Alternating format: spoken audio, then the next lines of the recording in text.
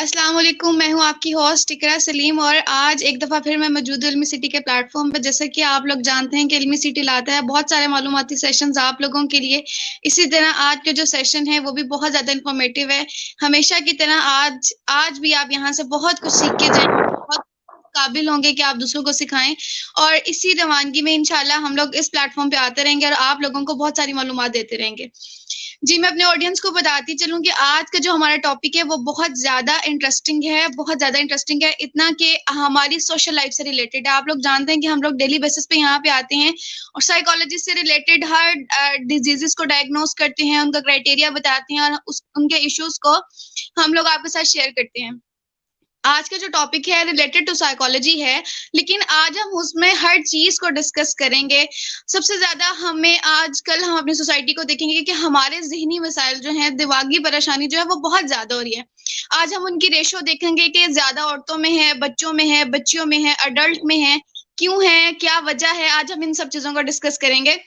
सब उससे पहले मैं अपने ऑडियंस को बताती हूँ कि आज इस गेस्ट के साथ मैं लेके आई हूँ, वो माशाल्लाह एक्सपर्ट है इन चीज़ों में। तो सबसे पहले मैं उन्हें वेलकम करना चाहूंगी and thank you so much sir for joining us and warmly welcome on the platform of फिल्मी सिटी। बहुत शुक्रिया इकरा। बहुत शुक्रिया। मुझे बहुत अच्छा लगा कि आप लोगों ने मुझे इनवाइट किया और मुझे ये मौका दिया यहाँ पर बोलने के लिए। बहुत शुक्रिया। जज़ाकल्लाह सर। जी, मैं अपने जो गेस्ट हमारे साथ मौजूद है मैं उनका इंट्रोडक्शन करवाती जाऊँ कि जी मेंटल हेल्थ सुपरवाइजर हैं, मेंटल हेल्थ स्पेशलिस्ट भी हैं और सीबीटी एंड टीबीटी पे सर्टिफाइड हैं, पार्ट और प्रैक्टिशनर भी हैं। इसके एमफिल इन साइकोलॉजी में साइकोलॉजी की हुई है और सीईओ हैं एचएलपीएस पाकिस्तान के। माशाल्लाह माशाल्लाह सर, आपका तो इंट्रोडक्शन ब्रीफली करवाते करवाते काफी टाइम लग गया। जज़ाकल्लाह। जी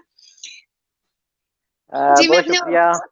जी जी जी जी जी मैं ज़रूर। अपने ऑडियंस को बताते चलूं कि हमारा आज का जो टॉपिक है वो हमारी सोसाइटी से रिलेटेड है। बहुत सारी हम देखें कि हमारे आजकल के दिनों में या पीछे जो दिन हम गुजार आए हैं, बहुत सारे इसमें ज़हनी मसाइल हैं, परेशानी है। हम खुश होते हैं लेकिन हम खुश नहीं होते। हम कुछ कहना चाह रहे होते हैं लेकिन हम कह नहीं रहे होते। हम कुछ बोलते कुछ हैं, दिमाग में कुछ चल रहा होता है। हम वो जो एक्यूरेट वर्ड्स हैं वो नहीं यूज कर पाते और जिसकी वजह से वो हमें पिंच करते रहते हैं, हिट करते रहते हैं और हम परेशान रहते हैं कि ऐसा क्यों है। जी, आज हम इन सब चीजों को डिस्कस करेंगे। इसके साथ साथ आप लोगों को कोई भी क्वेश्चन हो, कोई भी क्यूरी हो, आप प्लीज कमेंट सेक्शन में पोस्ट करें। हमारे साथ हमारे ऑनरेबल गेस्ट नवीद सुल्तान मौजूद हैं, मैं उनसे आपको हर किस्म का जवाब लेके दूंगी माजरत के साथ। जी sir, thank you so much. सबसे पहला मेरा टॉपिक जो है वो है जहनी दबाव, जहनी मसाइल। तो ये हम्म, है क्या चीज, मतलब टेंशन्स, जहनी मसाइल और डेली बेसिस पे ये सारी एक ही चीज है। तो हम इसको किस तरह एक डेफिनेशन में आप इसको समराइज करेंगे? हाँ अच्छा। इकरा, मैं यहाँ पर सबसे पहले ये बताता चलूँ कि बहुत सारे लोगों के माइंड में यही होता है कि जब हम ज़हनी मसाइल का नाम लेते हैं तो वो कुछ इस तरह का होता है कि कुछ ऐसा इंसान जिसका दुनिया के साथ ताल्लुक नहीं है, अलग थलग एक कोने में बैठा रहता है, तो शायद उस तरह का मसला होगा। एक्चुअली ये ऐसा नहीं है। इसमें भी बहुत सारे कैटेगरीज हैं और जिस तरह से हम दूसरी हेल्थ है, जैसे अगर कोई बंदा कहते हैं कि मैं बीमार हूँ, तो हमें नहीं पता होता कि उसको कौन सी बीमारी है, कैंसर है, एड्स है, या सिर्फ नज़ला ज़ुकाम है, या कुछ भी, या जो भी मसला होता है हमें उसका आइडिया नहीं होता। ठीक है। ये चलूँ कि मेंटल हेल्थ में भी यही चीज़ें हैं कि बहुत सारी बीमारियां ऐसी हैं या डिसऑर्डर्स ऐसे हैं जो हमारे जेनेटिक के साथ आते हैं और वो बहुत कम तादाद में है। बाकी जो मेजॉरिटी हमारे मसाइल का होता है वो हमारी सोशल इश्यूज के साथ होते हैं, हमारी डेली लाइफ के साथ होता है। और एक ऑप्टिमल लेवल पे, यानी कि एक दरमियाने दर्जे पर हम जब काम कर रहे होते हैं तो वो फिर ठीक होता है, हम अपनी एक लाइफ अच्छी गुजार रहे होते हैं। लेकिन जो ही वो लाइफ हमारी थोड़ी बहुत आगे पीछे डिस्टर्ब होती है या कोई इश्यू आता है, तो हम वो डिस्टरबेंस पैदा कर देते हैं या पैदा हो जाती है जिसको हम मैनेज नहीं कर पाते। तो इसलिए यहाँ पर मैं पहले तो ये क्लियर कर दूं कि पूरी दुनिया में जो ओवरऑल डिजीजेस का बर्डन है वो 12 से 14% है मेंटल हेल्थ के रिलेटेड। बाकी जो आपकी 87 या 88% जो आपकी बीमारियां हैं वो बाकी मेडिकल हैं, और बाकी ये आपकी 12 से 14% जो है वो मेंटल हेल्थ के रिलेटेड है। और इनमें भी जो 70% बर्डन है वो हमारी डेवलपिंग कंट्रीज में है, जैसे पाकिस्तान हो गया, इंडिया हो गया, या अफ्रीकन ममालिक हो गए। तो अब आप ये देखें कि वर्कआउट ज़्यादा उन ममालिक में हो रहा है और बीमारियां ज़्यादा यहाँ पर हैं। जी। बिल्कुल ऐसे ही है, बहुत अच्छी इन्फॉर्मेशन आपने दी है। और सर इसमें मैं एक चीज ये ऐड करना चाहूँ कि अगर हम लोग सिर्फ अपनी कंट्री की बात करें, पाकिस्तान की, तो यहाँ पे हर सोसाइटी का एक अलग से इशू है। हर सोसाइटी हम्म। का नया शोर है, हर सोसाइटी का एक नया जज्बे के साथ साथ एक परेशानियां भी होती हैं। तो ये जो अगर हम, जैसे मैंने अपने सेशन के स्टार्ट में बात की कि हम अपनी जिंदगी बड़े अच्छे से गुजार रहे हैं। अगर फॉर एग्जाम्पल, जैसे मैं खुद को एग्जाम्पल दूं यहाँ पे ज़हनी मसाइल में, ठीक है, तो एक स्टूडेंट के साथ, एक साइकोलॉजिस्ट के साथ, एक सोशल एक्टिव पर्सन के साथ साथ बहुत सारे मसाइल्स मैं और भी देखती हूँ। लेकिन मैं मेंटल फिजिकली सबके सामने जो मेरी अपेयरेंस है वो बहुत अच्छी है, लेकिन जो मेंटली चल रहा है वो कुछ और है। तो ये एक जहनी प्रेशर है, जहनी दबाव है, जहनी परेशानी है। तो ये इसकी कॉज क्या है, ये क्यों है? और अगर हम देखें, मेरे ख्याल से वुमेन्स के अंदर बहुत ज्यादा होती है, लेकिन मेंस का अगर हम देखें तो उनकी रेशो थोड़ी सी मुझे लगता है कि ज्यादा है। क्योंकि जैसे अगर हमने शेयर कर दिया तो, लेकिन वो तो किसी से शेयर नहीं करते। और सबसे पहले अगर हम इसकी कॉज की तरफ जाएंगे, रेशो की तरफ, फिर हम बाद में आएंगे। पहले अगर हम इसकी कॉज सही को है। डिस्कस। अच्छा, इसकी काज मैं आपको ये बताऊं कि मेंटल हेल्थ इश्यूज जितने भी हैं उनकी कोई एक काज नहीं होती कि हम बोलें कि एक बंदे को अगर एंजाइटी है तो किसी एक वजह से, या डिप्रेशन है या किसी एक वजह से। इसके मल्टीपल फैक्टर्स होते हैं जो कि कंट्रीब्यूट करते हैं कोई आपको अलामत जाहिर करने के लिए, या मुख्तलिफ अलामत जाहिर होती हैं जैसे एंजाइटी के, डिप्रेशन के, या कोई भी इशू है। ठीक है। यहाँ पर क्योंकि मुझे तकरीबन 10 साल का एक्सपीरियंस हो चुका है रोजाना की बुनियादों पर पेशेंट्स को देखते हुए। ठीक है। और साथ में अभी ऑनलाइन सिस्टम भी जब से शुरू किया तो मजीद हमें पूरी कंट्री की पिक्चर जो है वो क्लियर सामने आ जाती है। तो यहाँ पर जो हमारे पास हॉस्पिटल में लोग आते हैं वो ज़्यादा फीमेल रिपोर्ट हो रही होती हैं। ठीक है। क्योंकि हो सकता है कि मेल भी ज़्यादा हो लेकिन फीमेल स्क्रीन आउट ज़्यादा होती हैं। सारी बात है, जहाँ पर हमारा लेबर रूम है वहाँ पर हम स्क्रीनिंग करते हैं, तो मेल का कोई लेबर रूम होता नहीं है कि जहाँ पर हम उनको स्क्रीन कर सकें। लेकिन साइकेट्री डिपार्टमेंट जब हम जाते हैं तो वहाँ पर मेल की रेशो ज़्यादा होती है। क्योंकि वहाँ पर आप देखेंगे शिज़ोफ्रेनिया जैसे होती हैं अलामात के साथ पेशेंट आते हैं। इसी तरह से जो हम कहते हैं ना ज़्यादा सेवियरिटी के साथ जो पेशेंट आते हैं वो हमारे साइकेट्री वार्ड में आते हैं। लेकिन माइनर किस्म के इश्यूज जो हैं वो हमारे ओपीटीज वगैरह में आते हैं, तो वहां से हमें रेफर कर दिया जाता है। तो फिर हमें पता चलता है कि इस पेशेंट को आया तो ये मेडिकल प्रॉब्लम के साथ है, लेकिन इसके साथ जो जहनी इशू चल रहा है वो ये है। कंट्रीब्यूटिंग फैक्टर्स ये हैं, घर की परेशानी है, स्टडीज हैं, ये मुख्तलिफ फैक्टर्स आ जाते हैं। ठीक है, ये डिफरेंट फैक्टर्स हैं, बिल्कुल आपकी सही बात है कि जैसे अब कोई बच्चे होते हैं बहुत सेंसिटिव होते हैं वो स्टडी की बहुत ज्यादा परेशानी ले जाते हैं। कुछ लोगों पे घर का बहुत ज्यादा प्रेशर होता है, किसी का फैमिली का प्रेशर होता है, तो ये एक कॉज हमें पता चल गई। लेकिन बिल्कुल। अगर अगर हम इसकी आगे टाइप्स देखें तो ये डिप्रेशन, एंजाइटी, अग्रेशन इस तरफ कन्वर्ट हो जाता है। लोग अ, जो हैं वो इसको लेके जाते हैं कि हम साइकोलॉजिस्ट है, किसी एजुकेटेड पर्सन के पास जाएं और हम इसका इलाज करवाएं। कुछ लोग जो नफ्सियाती तौर पे जान ही नहीं सकते कि जी हमारे साथ मसला क्या है, हमारा जहनी दबाव किस वजह से है। तो इस सिचुएशन में हमें क्या करना चाहिए? देखिए, यहाँ पर सबसे अहम चीज़ तो ये है कि हमने पर्सन को, जिसको कोई प्रॉब्लम आ रही है, उसको इनकरेज करना है कि भाई आप किसी से रब्ता ज़रूर करो, और रब्ता भी ऐसे प्रोफेशनल से करें जो कि इस चीज़ के बारे में जानता हो, और वो इस चीज़ को असेस करे कि ये प्रॉब्लम आई कहाँ से है। मिसाल के तौर पर एक बच्चा है जो कि अपनी स्टडीज़ कर रहा है और अच्छे मार्क्स आ रहे हैं, सारा कुछ ठीक है, हमें नहीं पता कि वो क्या एक्सपेक्ट कर रहा है अपने रिजल्ट को। ठीक है। तो यहाँ पर मैं आपको ये बताऊं कि जब भी बोर्ड के रिजल्ट्स आते हैं तो आप देखें ओपीडीज के अंदर जो पॉइजनिंग के केसेस होते हैं या सेल्फ हार्मिंग के केसेस होते हैं वो एकदम से ज़्यादा हो जाते हैं।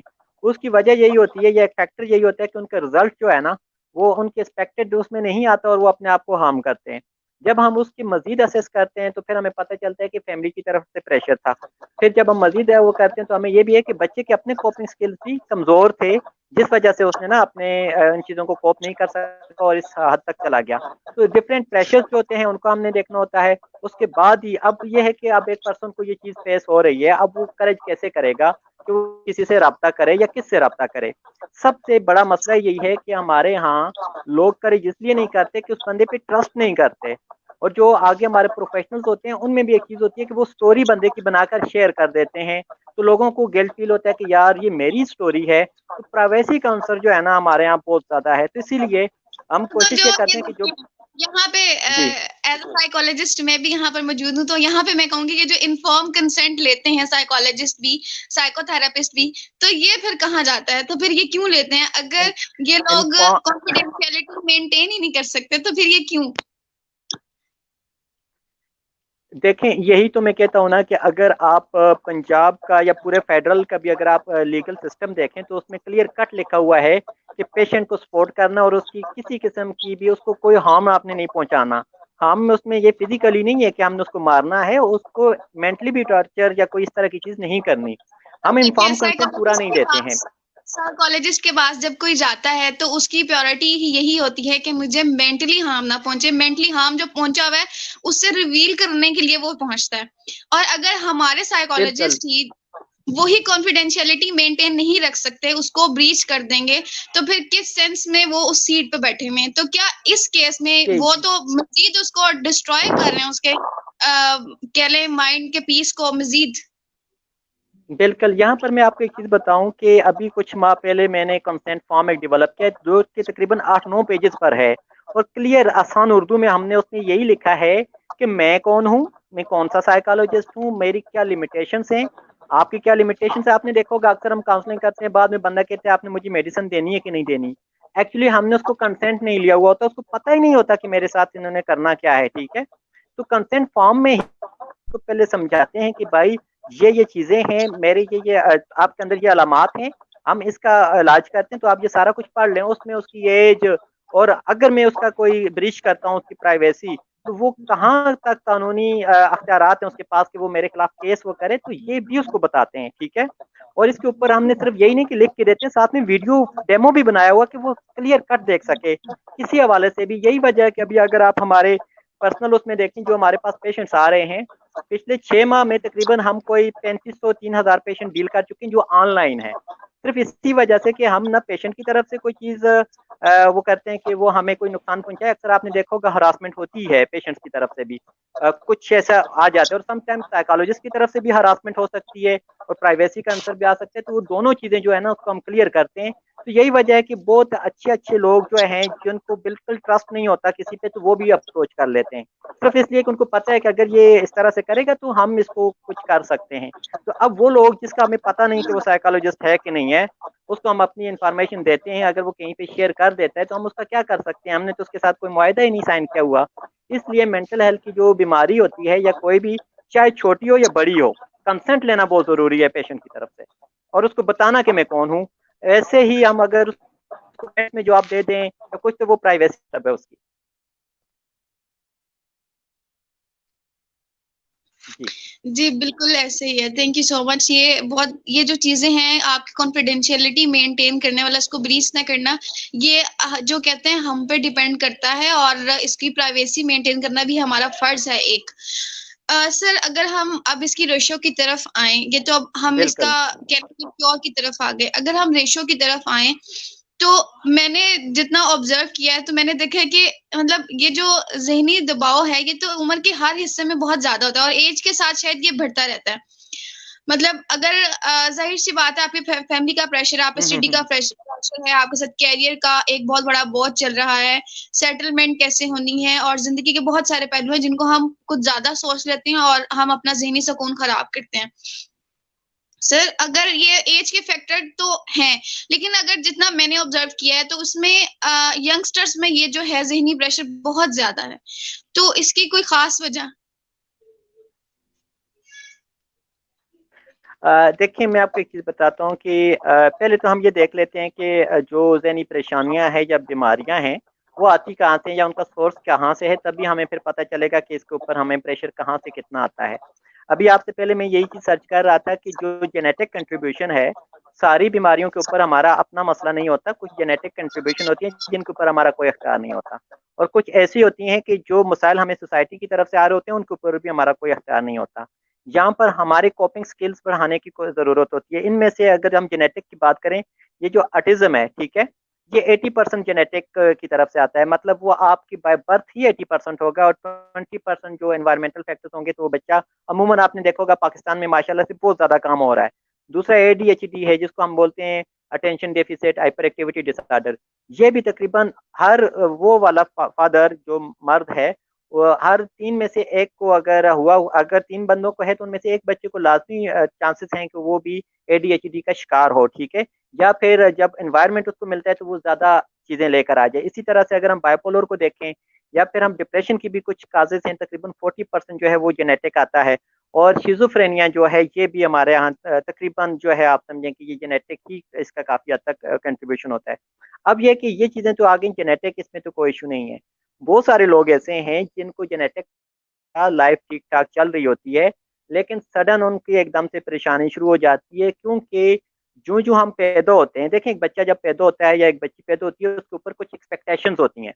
उन एक्सपेक्टेशंस को लेकर वो जब आगे आता है, जैसे हमें पता है कि एक बच्चा 1.5 से 2 साल की उम्र में चलना बोलना सीखना वो शुरू कर देता है, इसी तरह से जो जो बड़ा होता है हमें पता होता है कि ये जिम्मेदारी संभालेगा, मार्क्स इतने लेगा, ऐसे पढ़ेगा, फलां सब्जेक्ट पढ़ेगा। अब बजाय इसके कि हम बच्चे का कंसेंट देखें, तो उसको नहीं पता होता कि मेरे ऊपर क्या क्या जिम्मेदारियां, और वालदेन की तरफ से भी चीजें आ जाती हैं और सोसाइटी की तरफ से भी आ जाता है।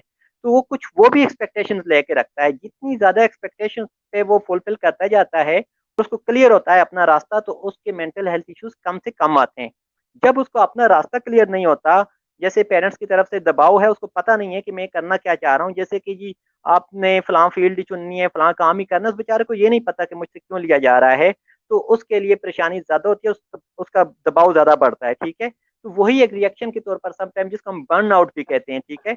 इसी ये तरह से अगर एक आप जॉब बहुत के रिलेटेड देखो तो एक वहां बहुत पर भी ही यही चीजें होती है, आपके ऊपर जो क्वेश्चन। एक्सपेक्ट कर रहे होते हैं उसके मुताबिक आप परफॉर्म नहीं करते, या जो सोसाइटी से आप एक्सपेक्ट कर रहे होते हो वो आपको उसके अकॉर्डिंग नहीं मिलता, तो ऑटोमेटिकली आपका स्ट्रेस लेवल बढ़ता जाता है।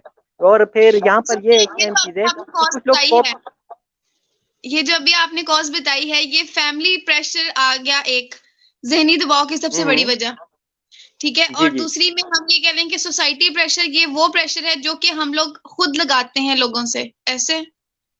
ऐसा ही है। सोसाइटी का समटाइम ऐसे भी होता है, हम खुद ना भी लगाएं सोसाइटी ऑटोमेटिकली हमें लगा देती है, ठीक है। समटाइम अगर आप किसी के साथ कोई मिसाल के तौर पर आपने कोई सब्जेक्ट चुना है, कोई ड्रेस पहना है, या कहीं आप गए हैं, तो लास्ट में कोई ना कोई आपको पूछ लेगा तुमने ऐसा क्यों किया, तुम ऐसा करते तो बेहतर था, तुम ऐसा करते, तो वो लोगों के जवाबात जो होते हैं ना, जरूरी नहीं कि अभी लोगों ने कहे ना हो, हम खुद भी एज्यूम कर लेते हैं, और अगर हम एज्यूम ना भी करें तो लोग कोई ना कोई उनको आइडेंटिफाई करके हम बताते हैं कि यार तुमने ये ऐसा क्यों किया। तो वो एक बगैर बोले बगैर कहे भी एक प्रेशर हम लिए चलते रहते हैं, और उस प्रेशर को या उनके सवालात की जवाब पहले से हम तैयार रखने के लिए भी अपने आप के ऊपर एक बर्डन जारी रखते हैं और उसको साथ में लेके चलते रहते हैं।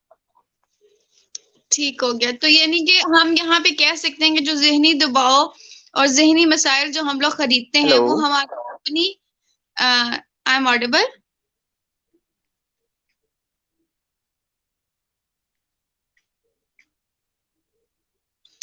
जी सर, मैं कह रही थी कि यहाँ पे हम ये बात कह सकते हैं कि जो जहनी मसाइल और जहनी दबाव है, ये हम लोग खुद खरीदते हैं अपनी सोसाइटी से, अपनी उम्मीदों से।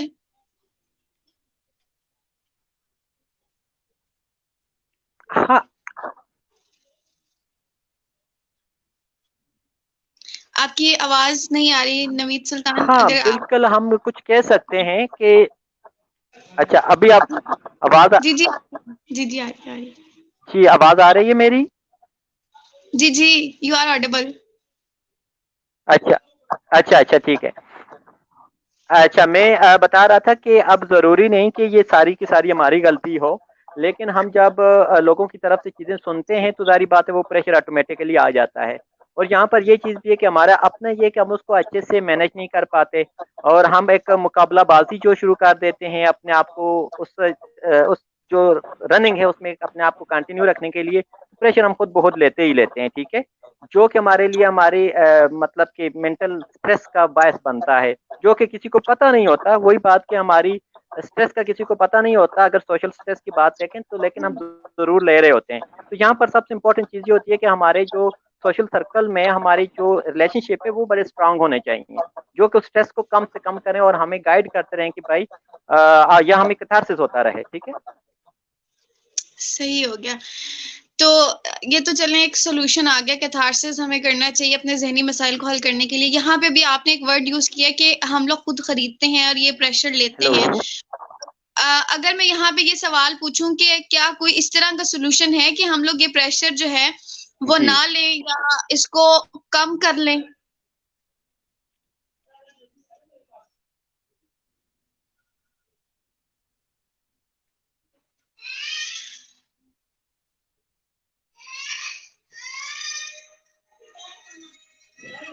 Sir, I am audible for you? हाँ बिल्कुल, देखें प्रेशर लेना या प्रेशर सामने नजर आना, या ये तो एक इंसानी कैफियत है ना, ये तो ज़रूर होगा। मिसाल के तौर पर हमने अगर कोई पेपर पास करने हैं, कोई इम्तिहान, तो प्रेशर हमने लाजमी लेना है, लेकिन एक सर्टेन हद तक लेना है। अगर हम उससे ज़्यादा लेते हैं तो वो हमारी करंट लाइफ को अगर परेशान कर रहा है, तो फिर हमें उसके ऊपर काम करना पड़ता है। तो अमूमन हमने अपने कोपिंग स्किल्स जो है ना वो इम्प्रूव करने हैं, कि भाई अगर जब कोई प्रेशर आ रहा हो तो मैं अपने आप को कैसे मैनेज कर सकता हूँ, और अपनी जो मतलब कि मेरे जो दोस्त हैं मैं उनके साथ कैसे कैथारसिस कर सकता हूँ, या जो सोर्स ऑफ प्रेशर है वो रैशनल है कि नहीं है, क्या वो मुझे प्रेशर लेना चाहिए भी कि नहीं चाहिए। तो ये चीज़ जो है लाजमी हमें करनी चाहिए। अदरवाइज हम ज़्यादा जब जितना ज़्यादा प्रेशर लेते हैं और उसको कैथारसिस नहीं कर पाते, और वो हमारे लिए परेशानी का फिर सबब बन सकता है। सही हो गया, बिल्कुल ऐसे सही हो गया। सर, अगर रेशो वाला क्वेश्चन हर दफा बीच में ही रह जाता है, अगर हम देखें तो इसकी रेशो जो है वो इस टाइम आपके अकॉर्डिंग किस में सबसे ज्यादा है?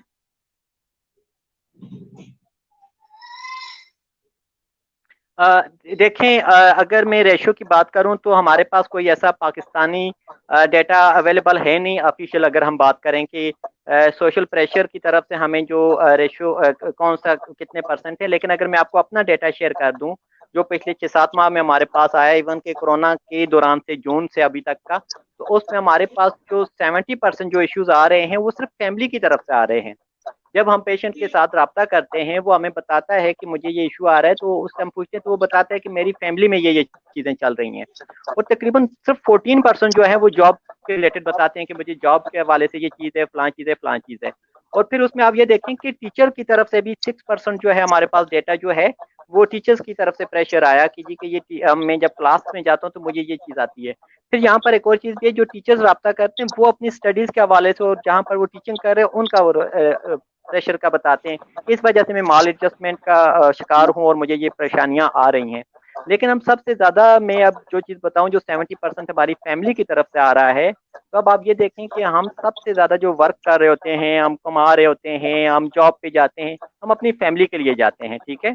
अब वही फैमिली, वही मेंबर्स, हमारे अम्मी अब्बू, बहन भाई, बेटे बीवियां, हस्बैंड, हमारी वजह से अगर परेशान है, तो इसका मतलब ये हुआ कि हमें कहीं ना कहीं से कुछ अपने आप को बेहतर करने की ज़रूरत होती है, और कुछ ऐसा वर्कआउट करें ताकि उनका जो इश्यूज आ रहे हैं मेंटल हेल्थ के रिलेटेड वो कम से कम हो सके, उनको प्रेशर हम कम से कम करें। जी, thank you so much sir, ये बहुत अच्छी बात है। और फैमिली प्रेशर तो वाकई में एक इस तरह का एक कॉज कह लें कि डायग्नोज होता है कि जिसे जब हम लोग किसी की स्टोरी सुनते हैं तो एकदम इंसान खुद सुनता है कि यार ऐसे भी होता है। और जिस तरह के हमारा काम है, डेली बेसिस पे एक नई नई स्टोरी, नया पेशेंट, बिल्कुल नई ऐसे ही है। स्टोरी और जी बिल्कुल। एक नया रूल वो जो कह लें हमारे सामने आता है, और उसको कह लें कि मेंटेन करना है बहुत बड़ा काम होता है। सर, लास्ट में अगर मैं आपसे क्वेश्चन पूछूं तो ये, अगर मैं इसके सॉल्यूशन की तरफ जाऊं कि हम इससे मतलब खत्म तो नहीं हो सकता, ये तो हमें पता है क्योंकि कुछ प्रेशर जिंदगी के आपके साथ साथ चलते हैं। तो ये सारे जिन्हें हम आज बहुत डिटेल से डिस्कस किया, तो ये सब हमारे साथ चलने वाले हैं। तो इसमें हम ये क्या कह सकते हैं कि हम किस हद तक और किस किस तरह कॉप अप कर। सॉरी, मैं आपका क्वेश्चन थोड़ा मिस हो गया, आवाज क्लियर नहीं आई। सर, मैं ये कह रही हूँ कि हम इनका सुकून जो है, ज़हनी सुकून किस तरह हासिल कर सकते हैं? मुकम्मल तो नहीं, लेकिन कुछ हिस्सों में जितना कि हम अपनी डेली लाइफ एक अच्छे तरीके से गुजार सकें।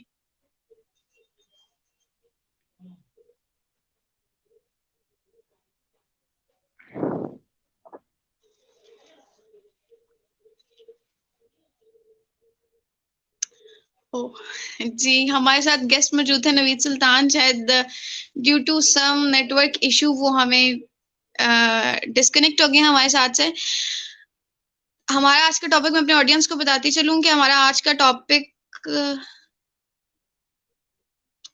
जो है वो बहुत इंटरेस्टिंग है, ज़हनी सुकून है और ये वो बेसिक नीड है और कह लें कि एक इस तरह की बात है जिसे डिस्कस करना बहुत ज़रूरी था, क्योंकि हम अपने डेली बेसिस में बहुत अच्छे से ज़िंदगी गुजारते भी लेकिन हमारे दिमाग में बहुत सारी परेशानियां चल रही होती हैं। ये वो भी परेशानियां होती हैं कि जिन्हें हम अपनी ज़िंदगी में किसी के साथ डिस्कस नहीं कर सकते, लेकिन हम अंदर ही अंदर बहुत सारी टेंशन जो हैं वो खुद में लेके बैठे होते हैं। तो आज हमने इन सब चीज़ों को बहुत डिटेल से डिस्कस किया और इंशाल्लाह अगर मौका मिला तो दोबारा से भी ज़रूर इस टॉपिक को और डिटेल से डिस्कस करेंगे और बहुत सारी इन्फॉर्मेशन जो है आप लोगों के साथ और शेयर करेंगे। सबसे पहले एक जो अल्टरनेट हमारे साथ जो गेस्ट मौजूद थे नवीद सुल्तान, वो हमें बता के गए कैथारसिस जो है वो जी जी सर, वेलकम बैक। जी सर, मैं यहाँ पे बात कर रही थी कि सॉरी इकरा, मेरा कुछ जी सर आवाज रिपीट हो रही है।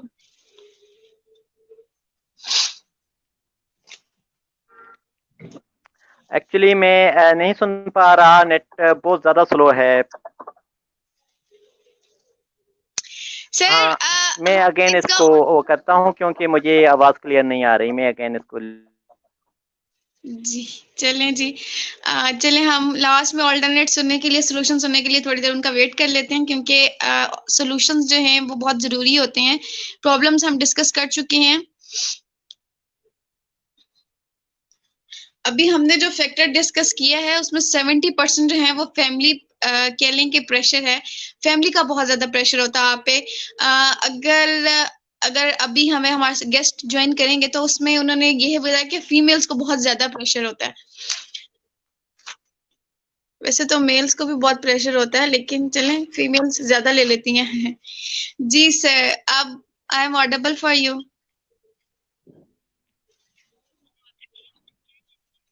जी जी बिल्कुल। शुक्र है सर। हम कह रहे थे कि इसका सॉल्यूशन थोड़ा सा डिस्कस कर लेते हैं। जी जी बिल्कुल। देखिए सॉल्यूशन का यही है कि जब भी हमें कोई प्रेशर आता है, हमें एक प्रेशर नहीं आएगा, हमें फैमिली की तरफ से आएगा, अम्मी की तरफ से, अब्बू की तरफ से, दोस्तों की तरफ से, बीवी बच्चों जॉब, कोई एक किस्म का प्रेशर तो है नहीं। हम कितने को ब्लॉक करेंगे, ठीक है। ये मैनेज हम इनको कर सकते हैं, इनको हम खत्म नहीं कर सकते, ठीक है। एज ए ह्यूमन बीइंग हमने तमाम चीज़ों के ऊपर सोचना होता है और उसके ऊपर हमने वर्कआउट करना होता है। अब आप ये देखें कि जो एक्सपेक्टेशंस हो रही होती हैं उनके साथ कुछ चीज़ें हम कर सकते हैं, कुछ नहीं कर सकते। तो सबसे बेहतर तो ये है कि हम कम्युनिकेशन अपनी अच्छी करें अपने पेरेंट्स के साथ, ठीक है, फिर अपने बच्चों के साथ, अपने बहन भाइयों के साथ। और वो वाली इररिलेवेंट चीज़ें, जैसे कि आप ये देखें कि किसी के पास कोई अच्छी गाड़ी है, अच्छा बंगला है, अच्छी जॉब है, तो वो प्रेशर अगर हम लेते हैं तो वो हमारी कैपेसिटी में नहीं है, तो हमें ज़रूरत नहीं है कि हम उस मुकाबले में चले जाएं, ठीक है। इसी तरह से आपने ये देखा होगा कि बहुत सारे लोग हैं जो कि जॉब लेस होते हैं और कुछ जॉब पे जा रहे होते हैं, तो अपने ही दोस्तों की तरफ से उनको प्रेशर आ रहा होता है कि जी कि तुम्हें अभी तक जॉब नहीं मिली, तुम्हें अभी तक शादी नहीं हुई, शादी हो जाती है तुम्हें अभी तक बच्चे नहीं हुए, बच्चे हो जाते हैं तो अच्छा तुम्हारा बच्चा पास नहीं हुआ, पास हो जाता है तो फर्स्ट नहीं आया, फर्स्ट आ जाता है तो यार ये सब्जेक्ट और हैं। तो ये एक कहानी चलती रहती है। अब इसमें से ये देखना है कि वो जितनी भी सोर्स ऑफ इंफॉर्मेशन है वो हमारे ऊपर कितनी ज्यादा असरअंदाज हो रही है, ठीक है। तो यहाँ पर सिर्फ हम मैनेज कर सकें कि भाई हमने अपने गोल सेट किया हुआ है, अपने गोल सेट करें, वो अचीव हो रहे हैं कि नहीं हो रहे। बाकी जब हम इश्यूज की तरफ हम जाते जाएंगे ना, तो हम अपने गोल्स की तरफ नहीं जा सकेंगे। गोल है मिसाल के तौर पर बच्चे की अच्छी तरबियत करना, अच्छा उसको मतलब रोजगार मिले, एक अच्छा शहरी बने, तो बजाय इसके कि हम उसको अपने किसी और बच्चे के साथ कंपेयर करेंगे तो वो ऑटोमेटिकली डिप्रेस रहेगा। तो हम जो बच्चे को कंपेयर करते हैं दूसरे के साथ, सबसे बड़ी गलती हमारी यही होती है। तो वही चीजें हमारे पेरेंट्स के साथ हुई होती हैं, वही हमारे ऊपर एप्लीकेशन कर रहे होते हैं, ठीक है, जो कि एक माल प्रैक्टिस होती है। इसको हमने कहीं ना कहीं से मैनेज करना होता है या स्टॉप करना होगा। जी thank you so much sir, ये बहुत अच्छा बात आपने बात की और ये बहुत अच्छा सॉल्यूशन है। और वाकई में मैल अडेप्टिव बिहेवियर जो है, जब तक हम इन्हें स्टॉप नहीं करेंगे तो हम लोग किसी भी प्रॉब्लम का सॉल्यूशन नहीं निकाल सकते। ऐसे ही है। मेरे ख्याल से अगर हमने अपना ज़हनी सुकून जो है वो हासिल करना है और हमने अपनी पीसफुल लाइफ में एक रहना है, तो आप सिर्फ अपनी तरफ देखें, अपने कैरियर की तरफ देखें और अपना डिटर्मिनेशन पॉइंट देखें, दूसरों को मत देखें, खुद को किसी से कंपेयर ना करें। आप लोग वो चीज लें जिससे आपको सुकून मिलता है। दिमागी सुकून जो है वो बहुत जरूरी है आपकी जिस्मानी सेहत के लिए। अगर आप कह लें बिल्कुल कि मेंटली जो है एब्सेंट हैं और फिजिकली प्रेजेंट है तो इसका कोई मौजूद नहीं होता, आप हमेशा डाउन ही जाएंगे, सेहत से भी, काम से भी और हर जगह से। तो सबसे पहले आप अपना मेंटली पीस जो है वो उसको हासिल करें और उसके बाद कहीं और जाएं। जब आप दिमागी पुरसुकून होते हैं ना तो आपको हर चीज जो है वो बहुत अच्छे से मिल जाती है। बिल्कुल जी, ऐसा thank ही you है। so much, sir. Thank you so much once again for joining us on the platform of Filmy City. Due to shortage of time, हम अपने ऑडियंस के क्वेश्चन नहीं ले सके, तो बहुत माजरत के साथ मैं ऑडियंस से कहती चलूं क्योंकि हमारे सेशन जो है वो शेड्यूल है, तो 6 बजे भी किसी का सेशन होगा तो हमें वाइंड अप करना हाँ हाँ। है। सर, एंड जी जाते जरूर। जाते अगर आप लास्ट में हमारे ऑडियंस को कोई मैसेज देना चाहें। मैं सिर्फ एक ही मैसेज दूंगा कि क्योंकि हम जिस घर में पैदा होते हैं ना, तो हमारी कुछ सर्टन रिस्पॉन्सिबिलिटीज होती हैं कि उस घर वालों को हम अपनी तरफ से कोई परेशानी का सबब ना बने, ठीक है। और इसी तरह से जो लोग मैरिड हैं, जो किसी खातून को ले आते हैं, वो उसका ख्याल रखें, और जो खातन किसी के घर शादी करके चली जाती हैं उनके लिए मजीद स्ट्रेस का बायस ना बने, ठीक है। तो यही जो चीज़ है ना, ये मेरे ख्याल से सबसे इम्पोर्टेंट है कि हमारी वजह से किसी को स्ट्रेस ना हो। तो ऑटोमेटिकली इस तरह से कम होता जाएगा। इंडिविजुअल लेवल पे हम वर्क करेंगे तो इंशाल्लाह ताला बड़े लेवल पर भी ये रिड्यूस होता जाएगा जिंदगी। बिल्कुल, thank you so much sir. मैं भी आपके, नवीद सुल्तान, आपके मैसेज से ये मैसेज अपने ऑडियंस को दूंगी कि आप सिर्फ अपनी लाइफ को देखें, दूसरों की जिंदगी को देखना छोड़ दें। इस तरह आप किसी का जिंदगी का सुकून भी बर्बाद करते हैं और अपना भी करते हैं। आप लोग एक बिल्कुल अपना क्राइटेरिया देखें। अगर आपने किसी को देखना है, कंपैरिजन करना है, तो जरूर करें, अपने बहन भाइयों से करें, अपने फ्रेंड्स, अपने पेरेंट्स को देखें कि उन्होंने क्या गोल अचीव किए, और ये देखें कि वो उन्होंने किस क्राइटेरिया में रह के, किस पॉइंट पे रह के अपने गोल्स अचीव किए, और अब आपको क्या फैसिलिटीज मिल रही है और आपको उनसे आगे किस हद तक जाना है, और किस तरह आपने अपना डिटर्मिनेशन पॉइंट जो है उस पर फोकस करना है, डिटर्मिनेंट रहना है। अगर आपने बिल्कुल। कंपैरिजन करना है तो इस सेंस में करें, इसको पॉजिटिव वाइब्स कहते हैं। तो फिर आप कभी भी ना तो अपना जिंदगी का सुकून बर्बाद करेंगे और ना ज़हनी किसी का सुकून बर्बाद करेंगे। Thank you so much sir, and thank you so much for audience. और बहुत माजरत के साथ आज हम आपके क्वेश्चंस नहीं ले सके क्योंकि टॉपिक जो था वो बहुत ज्यादा कह लें कि बहुत ज्यादा लंबा था और बहुत इंफॉर्मेटिव था। इसमें हम जितना भी चीजें डिस्कस करते रहे और वो उतना कम था, टाइम शॉर्ट था, इसलिए बिल्कुल सिर्फ हमने अपने पॉइंट्स आप लोगों के साथ शेयर किए। इंशाल्लाह नेक्स्ट जब भी हमें मौका मिला इस टॉपिक पे बात करने का, हम जरूर आप लोगों के क्वेश्चन जो है वो शामिल करेंगे। जजाकल्लाह once again and thank you so much. अल्लाह हाफिज। अल्लाह हाफिज।